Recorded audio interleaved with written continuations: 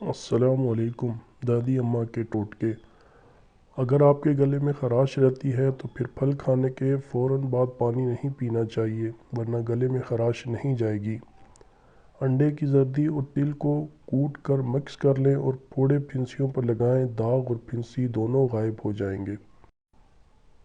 اگر کسی کی نکسیر پھوٹتی ہو تو وہ کسی بھی وقت یا پھر خون بند ہونے کے بعد دونوں نتنوں میں ایک ایک قطرہ تازہ لیموں کا رس ٹپکانے سے شفا ہوگی۔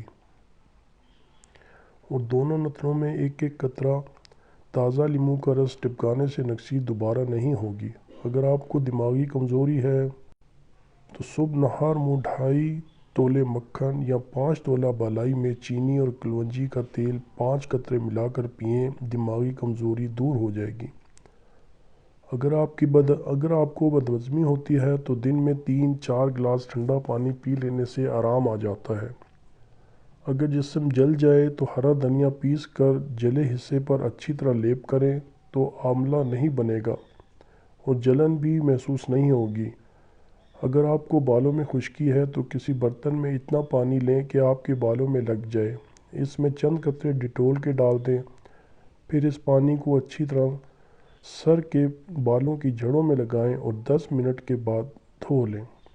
دن میں 3 بار کھانا کھائیں لیکن بھوک رکھ کر کھائیں، صحت مند زندگی کی ضمانت۔ چکن کے ساتھ مولی مت کھائیں ورنہ نقصان ہو سکتا ہے۔ گردن پر زیتون کا تیل لگانے سے گلا بیٹھتا نہیں ہے۔ سنترے کا رس مچھلی کے تیل کے ساتھ ملا کر استعمال کیا جائے تو ہاضمہ ٹھیک رہتا ہے۔ روزانہ 1 گلاس لیموں پانی پینے سے جسم میں چستی پیدا ہوتی ہے۔ پھول مکھانے کو دودھ میں ڈال کر پینے سے جوڑوں اور ہڈیوں کا درد دور ہو جاتا ہے۔ صبح سویرے خالی پیٹ ابلے انڈے کھانے سے نہ صرف قوت مدافعت میں اضافہ ہوتا ہے بلکہ یہ جسم کو کئی مسائل سے بھی دور رکھتا ہے۔ اگر آپ دن بھر متحرک رہنا چاہتے ہیں اور اپنے جسم کو چست بنانا چاہتے ہیں تو انڈا ضرور کھایا کریں۔ کھانا کھانے سے قبل گڑ کھانے سے آپ ہمیشہ جوان رہیں گے۔